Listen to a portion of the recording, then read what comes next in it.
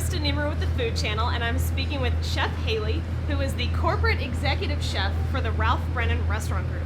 We have probably the largest shrimp that I have ever seen. Tell me about these These guys. are beautiful. These shrimp are from Grand Isle, Louisiana, and they're 9/12, which means there's about 9 to 12 per pound. There are shell on and head on, which is very important for this recipe.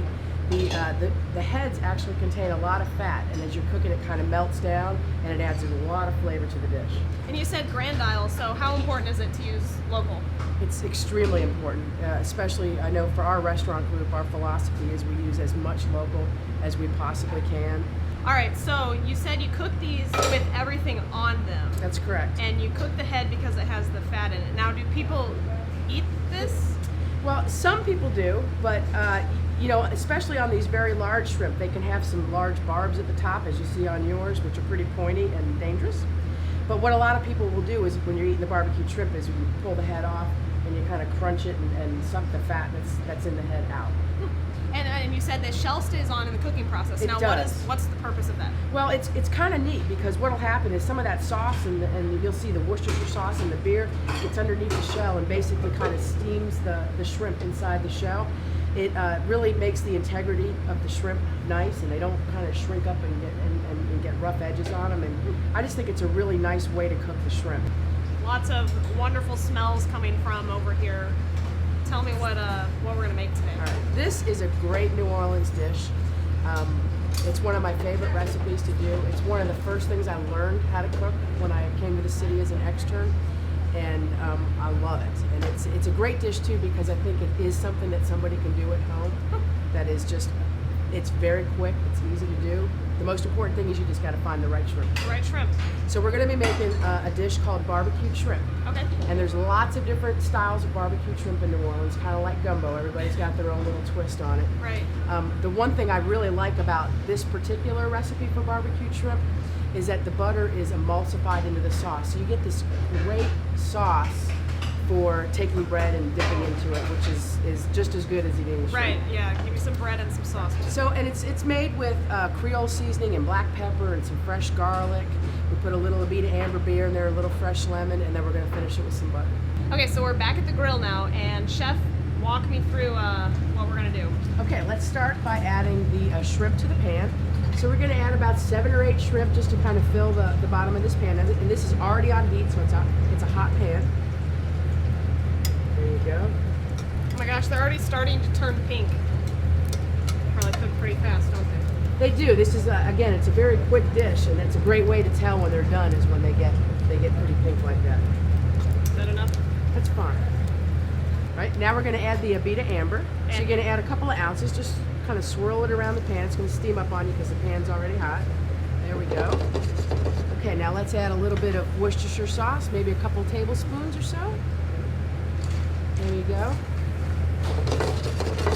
Now we're going to add some Creole seasoning. How much of this? We're going to add maybe two teaspoons of that, and you just sprinkle them all around the shrimp. And it's going to look like a lot of seasoning, but you'll see as we finish this dish. Cajun dishes are supposed to be a little spicy, right?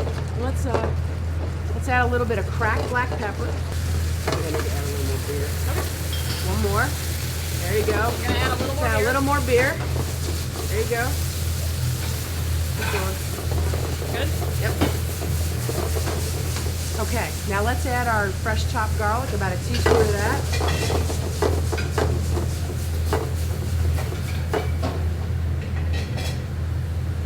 Let's add a little bit more of that. That looks good. Okay. Now you're going to take, Half lemon? yep, half a lemon, squeeze it right over, and then drop the whole lemon in You're gonna cook it with the... with the lemon. All right. There's a lot of great oil in the skin of that lemon. And so when you put it in the hot pan, it kind of brings the lemon oil out and flavors the dish. In the middle or just anywhere? Just drop it anywhere. Now let this kind of reduce down. Okay. And you can see how the shrimp are starting to turn pink. I wish you guys could smell this, like the Creole seasoning and the black pepper and then that little squirt of lemon juice and the shrimp. Okay, so now we're going to flip the shrimp over because they're cooked about halfway. You see how they're all kind of turning pink around the edges? Yep. You want to flip them all over. Oh my gosh, they're looking pretty good. Ooh. Ah!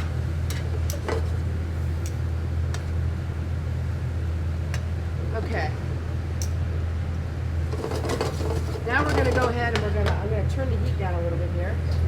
Now we get to add the butter. Now we're gonna add butter. And as I'm adding the butter, you just need to continuously stir. Okay. Because this is an emulsified sauce, so you want to keep it moving, otherwise the butter will break out. Okay. All right.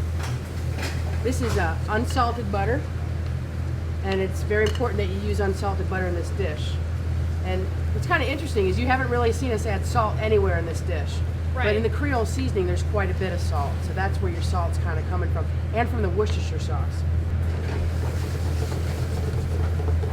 The sauce is kind of getting Yes. thickening and kind of creamy looking, and it's got that nice sheen from the butter. We're there. So again, once you add the butter, that's the only time that you really don't want to walk away from the dish. Right. Kind of stand here and give it a little look. All right. What's next? We have an empty plate, and I think we That's should right. probably fill Now it. it's time for the fun part. You get to eat it. So we're gonna go ahead and I finished squeezing the lemon just to give it a little extra. We'll get rid of that. And then very simply, you just want to kind of pile the shrimp up. Wow. Beautiful. We're gonna get all the sauce. All the butter. Yes, all the butter. Okay. And then at the restaurants, we usually serve it with a little bit of grilled bread to go with it, or you can use just plain French bread. And then we're going to add a little parsley just to give it a little color. So over the last couple of days, we've been talking a lot about the safety of the seafood down here, and I think the best way to see if it's okay to eat is probably to taste it. Proof's in the pudding. Proof is in the pudding. So how do we eat these? Well, this is a really fun dish to eat because again, we've cooked it with the shell on. Right. So this is a roll your sleeves up and get messy dish. So what you do is you pick one up, right? And what you're gonna do is you're gonna twist the head off, and you see that orange? Yep. That's all fat. And as I said, a lot of people suck it. And just kind of. There you go. You got a little shell bowl here. You guys got to get down to New Orleans before I eat all of the shrimp in the Gulf. For the Food Channel, I'm Kristen Neighbor.